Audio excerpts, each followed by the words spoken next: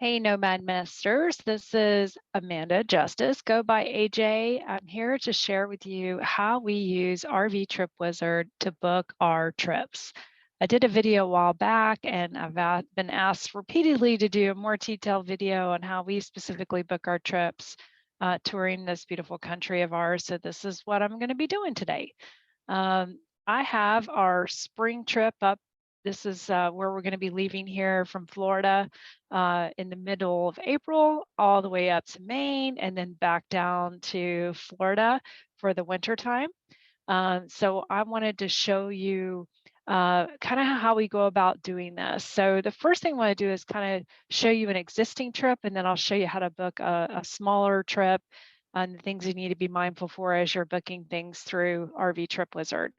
So I'm going to pull up, let's just pull up our stop in Wilmington, North Carolina. If you click here, you can go into the specific park details and get a few pictures that people have taken on RV Life that are in the system. You can kind of quickly see some pictures of the park. You can have access to their phone numbers, their website, the specific page on RV Life, a satellite map of where they're located, kind of a rough order of magnitude as to cost. You can go straight into the reviews. I use this a lot before I choose to book a park. It normally tells you kind of average what their price is, depending on certain times of the year, as you can imagine.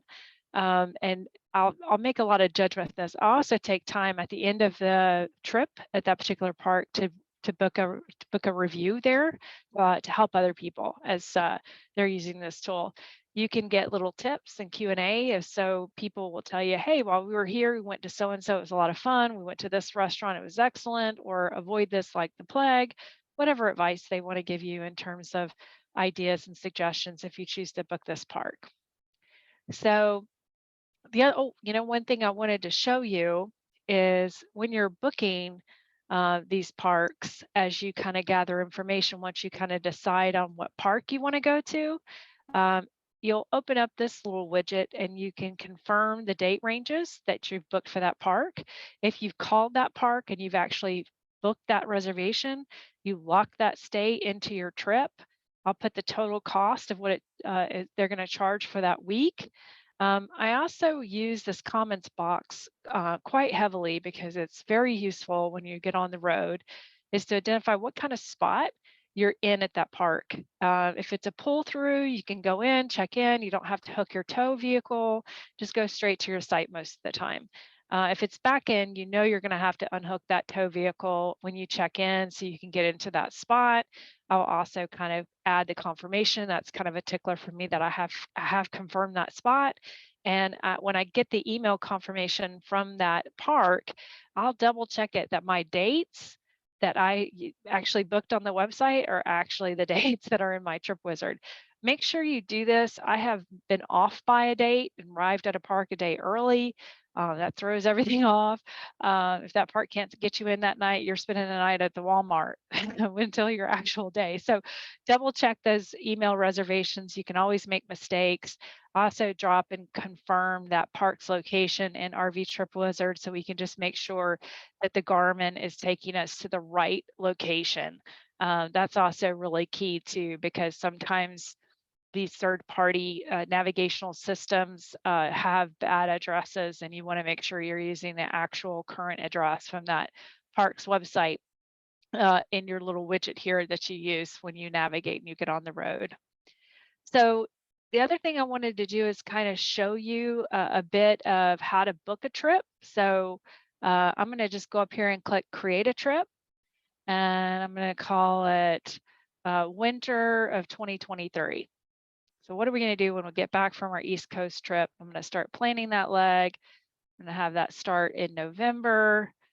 Let's have it start about here, and we'll create, oh, I already have it, version 1. I already did a video on that. So I'm just going to use my location, and it's going to start my winter of 2023 trip.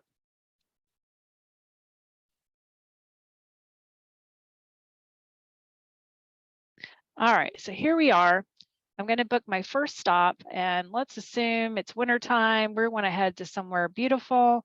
Let's check out Cape Coral, and I want to see what opportunities or what campgrounds I have as options. And I'll click my little campground icon here, and I will be able to look at locations and say this one's an 8.9 out of 10. Let me see the park details, any reviews that are out there. Looks pretty good. It's got great reviews. Let's just try to add this one to our trip. So you want to put the number of nights you anticipate staying there. You want it to kind of happen at the last stop you were at. And I have my first booking. Don't forget, when you book that leg, that stop, add your details in. Make sure you got that confirmation email and those details in there. That's how you book a trip. And then you just keep adding to it. You can have it, you can change and go back and make modifications as many times as you want. One of the things I will tell you when you're trying to find parks, I highly recommend you use these filters. So I'm going to show you kind of what these filters look like. You can set up certain park types. We have state parks excluded from our search because a lot of these state parks are always booked. And a lot of them don't have sewer. And we want to have our black tank and gray tank drained on a frequent basis. So we don't stay at a lot of state parks unless we're going to just try to find a place to stay for the weekend. You can have it limit searches on various park ratings or a certain level of review you want, just to make sure you're only seeing the best parks possible. Like for you, we have to have full hookup, so we don't want it to show us anything that doesn't already have capability with full hookups. You can also add your memberships in there, like Good Sam or KOA, and have it just show those parks because you get discounts with those packages. So make sure you set up your filters. If you have particular points of interest, like I just want to see the rest areas, we're not going to make it to that stop. Wizard will show you all the rest areas between close to where you're wanting to stop for the night. And then, of course, all of these points of interest here are typically places that'll let you park overnight or get gas, that kind of thing. You can also set hazards. You know, clearly we don't want to go under a bridge with low clearance. So we have that flagged so we don't get caught in a situation that it has low clearance, that kind of thing. You can change your map settings depending on how you want to view the map, just like in Google Maps, you can change the viewpoints of that. We typically keep it at the standard setting. So this is how you navigate RV Trip Wizard. A lot of people ask us how far in advance we book our parks. You know, when we're going to destinations like Maine in the summer, everyone wants to go to Maine or New England in the summer. So we try to book those very high populated times of year, at least 3 to 6 months in advance, depending. Like we had booked Grand Canyon about 6 months in advance, Mount Rushmore about 6 months in advance, because you know that's going to be a heavily populated, saturated area during certain times of the year. So go ahead and get those booked. But a lot of these interior ways up, you know, these that are not in these saturated areas like the coast during the summer, you can generally book those, you know, weeks in advance. Sometimes you can get it that day. The last thing I will tell you is that Harvest Host and Boondockers Welcome are not in this map. You have to go to their websites, identify where you know, the location you want to be, and then copy and paste that address into TripWizard to add those. But I'm told that TripWizard is working on incorporating those sites information into their tooling. It's not here yet, but if you're a big Boondocker Harvest Host customer, you're going to have to kind of toggle between those two sites and add the address into the TripWizard for now, but hopefully that's coming. Hopefully this helps. Thank you for joining. I appreciate you taking the time to learn, and feel free to ask questions in the comments, and I'll try to answer everything I can that's possible.